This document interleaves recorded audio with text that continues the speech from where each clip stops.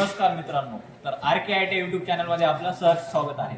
तर चला आज आपण शिकणार आहोत काय सिंक्रोनस मोटरचे कंट्रोल पॅनल। तर मग याची वायरिंग कशी, त्यानंतर सिंक्रोनस मोटरचं वर्किंग काय, सिंक्रोनस मोटर कुठे यूज केले जाते, त्यानंतर सिंक्रोनस मोटरला कनेक्शन कसे दिले जातात किंवा मग सिंक्रोनस मोटर ही कशी स्टार्ट केली जाते हे आपण आज शिकणार आहोत। तर बघा मित्रांनो की काय ही सिंक्रोनस मोटर आहे आणि हे त्याचं कंट्रोल पॅनल आहे। तर याला आपण 3 फेज सप्लाय दिलेला आहे। तर सप्लाय अजून चालू केलेला नाही, पण त्याच्या आपण आधी कनेक्शन लक्षात घेऊ। त्यानंतर सिंक्रोनस मोटर ही स्टार्ट कशी करायची, नेमकी स्टार्ट कशी होणार आहे, तर काय त्यासाठी त्याच्या फील्डला आपण डीसी सप्लाय देत असतो आणि त्याच्या रिवाइंडिंगला काय करत असतो, आपण 3 फेज सप्लाय देऊन स्टार्ट करतो। मग हे डीसी सप्लाय द्यायचा कशाला, तर हे कशाला देत असतात, त्यामधली जी डॅम्पर वाइंडिंग असते, ठीक आहे। त्यानंतर सिंक्रोनस मोटर स्टार्ट करण्याच्या पद्धती आहेत, एक तर डॅम्पर वाइंडिंग किंवा त्याला आपण एक्सटर्नल एखादी मोटर, त्यालाच आपण काय म्हणतो कोनी मोटर असे सुद्धा त्याला नाव आहे। तर अशाद्वारे सुद्धा आपण काय करू शकतो, मोटर सिंक्रोनस मोटर स्टार्ट करू शकतो। मग नेमका सिंक्रोनस मोटरचा उपयोग कुठे होतो बरं, तर सिंक्रोनस मोटरचा उपयोग होतो पॉवर फॅक्टर इम्प्रूव्ह करण्यासाठी, किंवा मग याच मोटरला आपण काय करतो, सिंक्रोनस मोटरलाच अल्टरनेटर सुद्धा आपण नाव देऊ शकतो, ठीक आहे। तर ठीक आहे, आपण आता काय करू, आपण याचे कनेक्शन बघून घेऊ। तर ठीक आहे, थोडं जवळ हे बघा मित्रांनो, ही आहे त्याची इंटरनल सर्किट डायग्राम। ही डायग्राम दाखव, ठीक आहे। ही तरी काय सिंक्रोनस मोटरची इंटरनल डायग्राम। तर याच्यामध्ये 2 प्रकारच्या वाइंडिंग असतात, एक स्टेटर वाइंडिंग, रोटर वाइंडिंग, आणि त्यानंतर ज्या जे पोल असतात त्यामध्ये त्याची डॅम्पर वाइंडिंग सुद्धा बसवलेली असते। तर त्याला आपण 2 प्रकारचा सप्लाय देत असतो सिंक्रोनस मोटरला, एक 3 phase supply, 3 phase AC supply, आणि त्यानंतर त्याचा हे असतो, तर त्याला काय आपण डीसी सप्लाय सुद्धा देत असतो। कशासाठी, तर फील्ड एक्साइटेशन साठी त्याला डीसी सप्लाय सुद्धा आपण देत असतो, ठीक आहे। तर आपण त्याचे कनेक्शन आधी लक्षात घेऊया, ठीक आहे। थोडं जवळ हे बघा मित्रांनो, हा 3 फेज सप्लाय आलेला आहे RYB, आणि त्यानंतर इथे काय आहे, न्यूट्रल सुद्धा आलेला आहे। तर न्यूट्रल आपण या पॅनल बोर्ड मध्ये आवश्यकता नाहीये, पण न्यूट्रल या पॅनल बोर्ड मध्ये कशासाठी आलेला आहे, तर तो आलेला आहे इंडिकेटर साठी आणि व्होल्टेज साठी, ठीक आहे।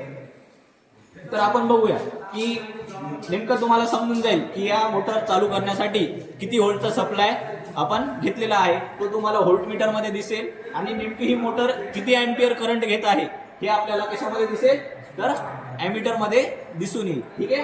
तर विद्यार्थी मित्रांनो, ठीक आहे, आपण बघून घेऊया की हा जो डीसी सप्लाय आहे फील्डला दिलेला, तो कसा दिला जाईल, ठीक आहे। आपण याचं कनेक्शन आपण इंटरनल बघून हे बघू शकता मित्रांनो। हे बघा, फील्ड एक्साइटेशन साठी इथून आपल्याला डीसी सप्लाय आलेला आहे, तो आपण इथे काय हे फील्डला दिलेला आहे F1 F2, तर तो आपण इथे फील्ड एक्साइटेशन साठी दिलेला आहे, ठीक आहे। त्यानंतर इथे 3 फेज सप्लाय आलेला आहे मित्रांनो। तर हे कशाला, तर 3 फेज जे रिवाइंडिंग आहे तो रिवाइंडिंग साठी सप्लाय दिलेला आहे। हे बघा, UVW for synchronous motor, synchronous motor साठी याच्याद्वारे हे 3 फेज सप्लाय इथे टर्मिनल बॉक्स मध्ये आलेला आहे, ठीक आहे। त्यानंतर इथे जे MSCBतून 3 फेज सप्लाय आलेला आहे तो आपण इथे दिलेला आहे, त्यासाठी आपण 3 पोलची MCB सुद्धा आपण इथे लावलेली आहे, ठीक आहे। ही MCB डीसी सप्लाय साठी आहे, ठीक आहे। तर आपण सप्लाय चालू करून घेऊया आणि मोटर स्टार्ट करून बघूया, ठीक आहे। तर कनेक्शन लक्षात आले का, परत एकदा हे बघा मित्रांनो, फील्ड एक्साइटेशन साठी हा इथे डीसी सप्लाय दिलेला आहे।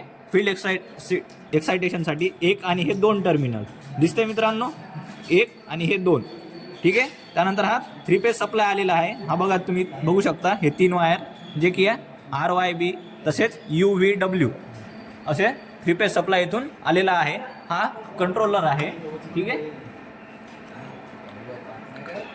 तर आपण सप्लाय चालू करून घेऊया, ठीक आहे, आणि बघूया। बघू शकता मित्रांनो, इंडिकेटर ग्लो झालेला आहे, आणि काय इथे व्होल्टेज सुद्धा आलेला आहे की 420 व्होल्ट इथे सप्लाय आलेला आहे, ठीक आहे। तर बघू आता काय करा, मोटर जेव्हा चालू होईल तेव्हा काय होईल, एम्पियर मध्ये करंट दाखवेल, तर काय ही मोटर किती करंट घेत आहे हे सुद्धा आपल्याला लक्षामध्ये घेऊन जाईल. ठीक आहे, तर आपण याच्याद्वारे आपण मोटर चालू करून घेऊ. हे पण दाखवून देऊ, सिंक्रोनस मोटर कंट्रोल पॅनल. ठीक आहे मित्रांनो, तुम्ही बघू शकता.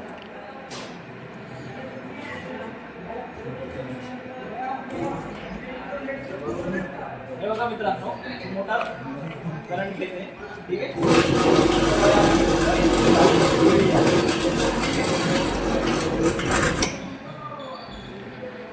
मोटर जी स्पीड आहे, ठीक आहे, ती व्हायब्रेट मारत, त्याच्यामुळे आपण जास्त वेळ त्याला चालू ठेवू शकत नाही. ठीक आहे, चालेल. ठीक आहे मित्रांनो, अशाच नवीन नवीन व्हिडिओसाठी किंवा नवीन नवीन माहिती जर तुम्हाला पाहिजे असेल तर आपल्या चॅनलला सबस्क्राईब करा, जास्तीत जास्त व्हिडिओला शेअर करा आणि व्हिडिओला लाईक करा. ठीक आहे मित्रांनो, असे नवीन नवीन व्हिडिओ आपल्यासाठी येत राहतील ITIच्या विद्यार्थ्यांसाठी. तर आत्ताच आपल्या चॅनलला सबस्क्राईब करा. थँक्यू.